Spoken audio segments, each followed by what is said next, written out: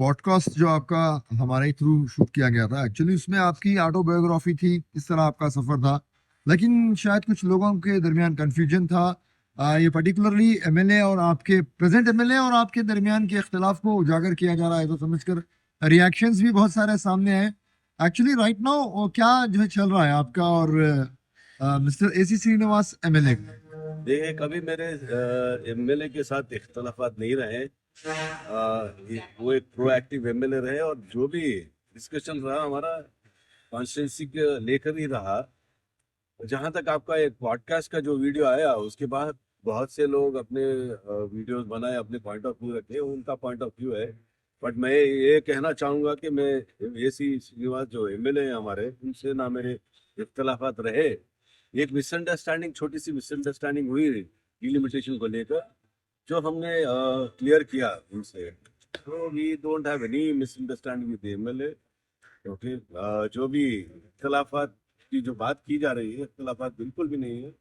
हम एक साथ रहे हैं और एक साथ काम कर रहे हैं। ग्रेटर बैंगलोर का गालिबन जो है नोटिफिकेशन एवरीथिंग जो है डन है और मामला कोर्ट में है, तो क्या इम्कानात हैं, कब तक जो है इलेक्शंस हो सकते हैं, क्या लगता है? देखिए, ग्रेटर बैंगलोर के जो इलेक्शंस है, नवंबर 15 को डिलिमिटेशन का जो फाइनल डिलिमिटेशन की जो नोटिफिकेशन है 15 नवंबर को दी जाएगी। उसके बाद दिसंबर 15 तक कैटेगरी का मसला है। जैसे ही कैटेगरी अनाउंस होगी दिसंबर 15 के बाद, कोर्ट, सुप्रीम कोर्ट का जनवरी 12 को हियरिंग है। हियरिंग में कंक्लूड करेंगे कि इलेक्शंस कब करना है। तो इंशाल्लाह भाई मार्च अप्रैल इलेक्शन होने के इम्कान हैं। इसके अलावा देखिए, पुलकेशी नगर को ये कहा जाता है कि पहले से जो है डेवलप्ड एरिया है, यहाँ पर कोई डेवलपमेंट का काम ही नहीं है। इस वक्त जब बीबीएमपी काफी एक अरसे से डिसॉल्व है, अगर हम कोल्स पार्क का आप सर्वे कर रहे हैं, हम भी देखते हैं कि काफी चीजें जो है इसमें टूट गई हैं, या फिर जो है उसको मेंटेनेंस ना करने की वजह से शायद जो है ये होता है। ये कहना कहाँ तक दुरुस्त है कि डेवलप्ड एरिया है, इसमें कोई काम करने की जरूरत है ही नहीं? कोल्स पार्क का जहाँ तक कोल्स पार्क का मसला है, यहाँ पे स्पेशल पैकेज की मैंने मांग रखी है एमएलए साहब के साथ। एमएलए उसको अप्रूव भी किए। सुप्रिटेंडेंट हॉर्टिकल्चर को उन्होंने बुलाया और एक स्पेशल पैकेज का बात किया। तो इंशाल्लाह अनकरीब में वो पैकेज का जो ग्रांट है मिल जाएगा। ग्रांट मिलने के बाद इंशाल्लाह काम शुरू होगा। यहाँ कोल्स पार्क में बहुत से इश्यूज है। एक तो मेंटेनेंस का मसला है। मेंटेनेंस जो जिस तरीके से होनी है, मेंटेनेंस नहीं हो रहा है। वॉकर्स एसोसिएशन को बहुत कंप्लेंट है कि यहाँ पे पाक सफाई ठीक से नहीं हो रही है। लैंडस्केपिंग को बढ़ाना है यहाँ पे। स्पेशली लेडीज के लिए कोल्स पार्क के अंदर एक अलग से सेक्टर है, तो वहां पर भी जो है काफी जो है चीजें इतर बितर हुई हैं, ये कह सकते हैं। क्या उसके लिए किया देखिए, जाए? जब मैं कॉर्पोरेट रहा 10 साल 15 साल पहले, हमारे जो प्रधान रहने हैं माए हैं, उनके लिए एक सेक्यूरिटेड एरिया जहाँ पे मेंस की एंट्री नहीं होती, वैसी एरिया हमने बनाई बस। और एक जिम भी, ओपन जिम भी हमने इधर ओपन जिम भी बनाई। तो उसमें एक मसला रहा कि जो यहाँ पे बर्ड्स होते हैं, उनकी जो क्रॉपिंग इक्विपमेंट्स पर पड़ते हैं, वो एक मसला है जो हम अभी फ्यूचर में उसको कवर करना चाह रहे हैं। और ये एरिया में ओपन स्पेस है, सेक्लूडेड एरिया है, लेकिन बाहर से लोगों को नजर आता है अंदर क्या है चल रहा है। अगर औरतें एक्सरसाइज भी कर रही है तो वो नजर आता है। उसको भी कवर करने का भी मंशूर है, हम लोग प्लान बना रहे हैं तो उसका। Women feel uncomfortable at the time? हाँ जी जी, जो बददानशील मेरी माँ और बहनें हैं, उनके लिए अनकम्फर्टेबल रहता है। तो इसको पूरा एरिया को कवर करने का एक प्लान हो रहा है इंशाल्लाह। वो भी एमएलए साहब को मैंने बताया उस बारे में।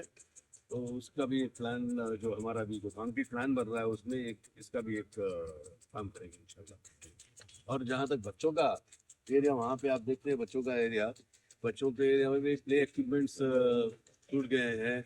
नए प्ले इक्विपमेंट बनानी है हमें। और जो मैंने आपको स्केटिंग रिंग का बताया, स्केटिंग रिंग को और प्रोफेशनली डबल कर कर बनाएंगे इंशाल्लाह। डॉग ब्रीडिंग यहाँ पे हो रही है, तो एक मसला है। बच्चों का जो स्केटिंग रिंग है, स्केटिंग रिंग को बढ़ाने का एक मसला है। तो इंशाल्लाह वो भी करने की कोशिश करेंगे। और जो स्पोर्ट्स ओपन जिम है हमारी, उस पे भी बहुत सा काम करना है। जो हमारी ओपन जिम है वो खराब हो चुकी है उसको भी हम रिवैम्प करेंगे। ऐसे बहुत से मसले और मसाइल हैं यहाँ पे। तो मैंने जब बात रखी एमएलए साहब से तो उन्होंने एक स्पेशल पैकेज की बात की है। इंशाल्लाह वो देखिए स्पेशल पैकेज जैसे ही आएगा काम शुरू करेंगे इंशाल्लाह। ओवरऑल ये पॉइंट है लोगों का कि जो डेवलप्ड एरियाज हैं या जो है पहले से दुरुस्त हैं उसमें कोई काम नहीं रहता। क्या ये बात मानी जा सकती है कि अगर मेंटेनेंस छोड़ दे तो वो हालत वही हालत पर बाकी रहेगा? बिल्कुल सही आप कर रहे हैं अजय भाई। क्योंकि अगर मेंटेनेंस नहीं हो रहा है तो वापस वही हालत होनी है। देखिए अभी कोल्स पार्क 3 साल 2 2 2.5 साल से मेंटेनेंस हो रहा है, लेकिन जिस तरह से होनी है मेंटेनेंस नहीं हुआ तो आज हालत देख रहे हैं आप कोल्स पार्क की बहुत बिगड़ी हुई है। तो इंशाल्लाह जरूर से काम करेंगे। और डेवलप्ड एरिया हो या ना हो रोड्स की मरम्मत तो करनी ही है। ड्रेन्स को रिसोल्टिंग। डिसिल्टिंग करनी है। ड्रेन्स का काम चालू रहेगा। स्टॉर्म वाटर ड्रेन का जो डिसिल्टिंग का काम है करना ही है। तो मेंटेनेंस के बगैर एरिया सुधरने वाली नहीं है। तो ये नजरिया जो है बिल्कुल गलत नजरिया है कि जहां पर पहले से डेवलप्ड होता है वहां पर कोई काम नहीं रहता, नहीं कोई नहीं भी पब्लिक रिप्रेजेंटेटिव जो है आराम करता है, ऐसा लोगों का मतलब नहीं नहीं नजरिया है। नहीं बिल्कुल नजरिया गलत है। मेंटेनेंस होनी है, रोड की मरम्मत करनी ही है, स्टॉर्म वाटर ड्रेन्स का काम चालू रहना ही है। फोर्स बाग जैसे जैसे जितने भी पार्क्स हैं यहाँ पे उनका भी काम चलता ही रहना है।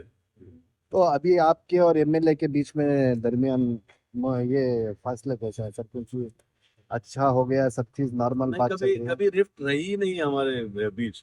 ओके एक मिसअंडरस्टैंडिंग हुई थी डिलिमिटेशन को लेकर, तो हमने बात की एमएलए साहब से।